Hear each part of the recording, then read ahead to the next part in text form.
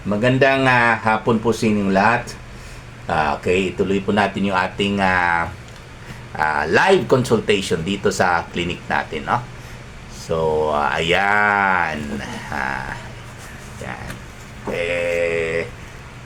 Mukhang mahirap na ata makasali dito kasi sa katawan pa lang niya mukhang na-occupy na niya buong screen Okay, lugi ako Okay, sige lang. Anyway, sige. Kayo mo nang starring ngayon.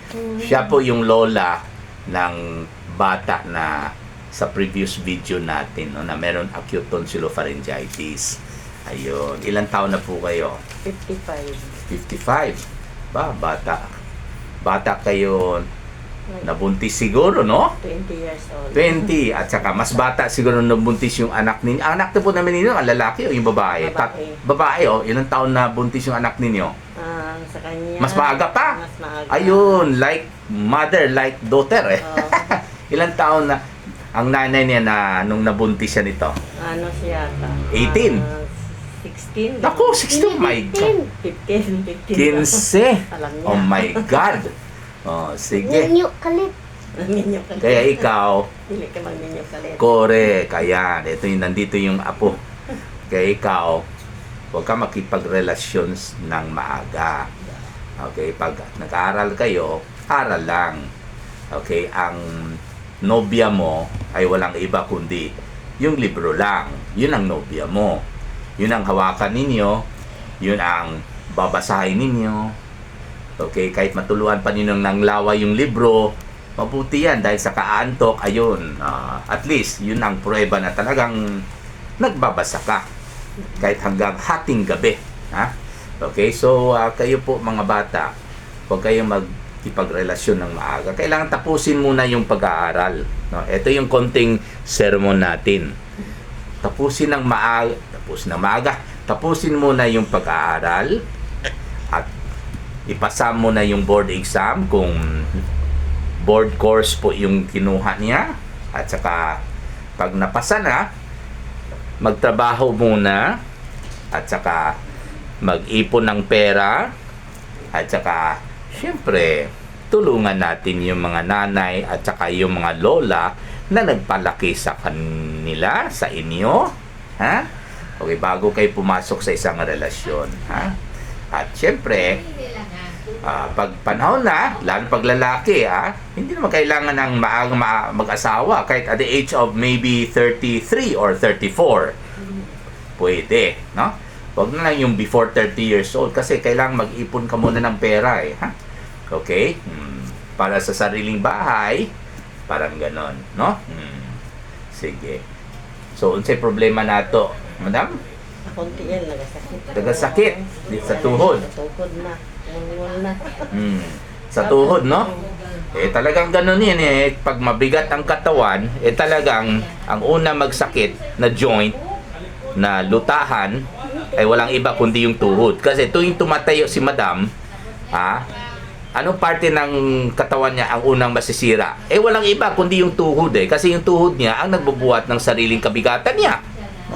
At saka syempre, minsan mag-squat pa siya, di ba? Kayo po naglalaba sa bahay. Minsan lang.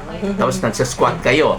Mababa po yung upuan ninyo habang naglalaba or nakaupo kayo or nakatayo kayo habang naglalaba. Nagkatayo na lang. Kahit nakatayo, ayun, lalong masisira yung tuhod. Lalo pagkatapos niyan, magbuhat kayo ng palanggana, parang ganun. Kasi, i-high-high sa Bisaya, no? Di ba? Tama po ba? Lalong mabigat yung palanggana kasi mabasa, di ba? Lalong mabigat yung katawan niya kasi binubuhat pa niya yung palanggana na may basa na damit no? So lalong masisira yung tuhod niya. So ang sakit po niya ay walang iba kundi osteoarthritis. Rheuma ng tuhod. Okay? Syempre, tatlong dahilan. Tatlo ang dahilan ng osteoarthritis no? Okay, tatlong dahilan. Syempre, ang unang-una yung edad. Ayun. Pag tumatanda na, syempre, nasisira na po yung tuhod. Pangalawang dahilan, yung activity. Okay? Meaning to say, yung paglalaba, yung pagluluto, yung kailangan magtayo kayo ng matagal, yun ang mga dahilan kung bakit nasisira yung tuhod. Nawala na si madam dito. So, isala lang natin para baka mamaya magsiselos siya. Bakit pumunta sa akin yung attention ng mga tao. Yung pangatlong dahilan, walang iba kundi yung timbang. Dahil mabigat po yung katawan, syempre, mas maaga po masira yung tuhod. Alam ba po ninyo, dahil kahit 55 years old na po kayo, 55 ang kanyang edad. Pero alam ba po ninyo ang edad ng kanyang tuhod? Dahil mas maaga ito tumanda at mas maaga po ito nasira. Ha? Nasa 65 na po yung edad ng tuhod niya. Okay? Tapos parang naghiwi do. Parang naghiwi, parang nagbaluktot daw. Nagbaluktot na siya. Ayun. Part lang yan ng osteoarthritis Tapos may ano kung ganyan. yung pangingitim. Pwede yan ng poor circulation yan.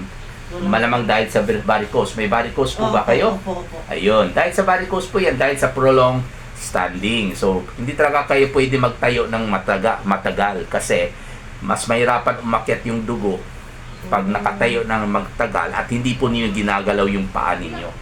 Para mas mabilis umakyat yung dugo galing sa paa, kailangan galawin po ninyo yung dalawang paa. Magmarcha-marcha kayo.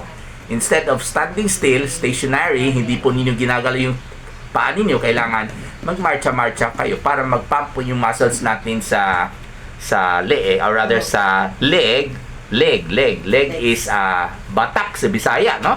Okay, yung calf, no? Yung leg. Okay, para tulungan ipaakyat yung dugo sa upper part of our body para hindi po magpondo yung dugo sa baba. Kasi pag magpondo yung dugo sa baba dahil sa prolonged standing, lalong magbabaricose po kayo. So, kailangan talaga hindi kayo pwede magtayo ng matagal at pag nakaupo naman po kayo, kailangan ipatong po ninyo yung dalawang paa sa upuan. Dapat ka-level po sa bewang or sa hips. Opo. Ha? Okay? So, anyway, sa kaniyang osteoarthritis ng paa, okay, syempre, mag-inom siya ng gamot para sa pamamaga ng joint o yung tuhod niya. Okay, walang iba kundi diclofenac sodium, 50 mg tablet, 1 tablet 3 times a day for 5 days. At saka, pwede siya tayo magdagdag ng tramadol, 50 mg capsule, 1 capsule 3 times a day for 5 days. At huwag po natin ipahilot. Ha? Bawal magpahilot, lalong pag masakit. Okay? Kasi, pwede man ipahilot, basta gentle lang. Okay? Ang aking in-advise palagi is, kung magpapahilot po kayo, dapat hindi yung hilot na nararamdaman po kayo ng sakit or lalong lumalala yung sakit ninyo. Habang hinihilot, pag umaaray kayo, nako, ipadahan-dahan po ninyo ang naghilot po sa inyo. Ha? Okay? At saka syempre, maglagay po kayo ng cold compress, malamig na face towel, okay? Or ice water diretso. Ha? At saka huwag niyo ibaluktot yung tuhod, ha? Bawal ibaluktot yung tuhod, bawal i-straight yung tuhod. Kailangan naka 90 degrees lang po yung tuhod or abante lang po ng konti. At pag nakahiga po sa kama, kailangan meron lang po unad sa ilalim ng tuhod. Okay? Medyo nagbaluktot lang po ng konti sa tuhod, ha? At saka syempre ang pinaka-importante, yung dahilan. Okay? Ano yung mga dahilan? Ulitin ko po, ang edad. Ayan. Pagdating sa edad, wala po tayong gamot dyan. Wala tayong gamot para bumata ulit yung kaning tuhod. So, wala tayong gamot para dyan. Pangalawa, yung timbang. So, kailangan bawasan na ng kain niya. Ha?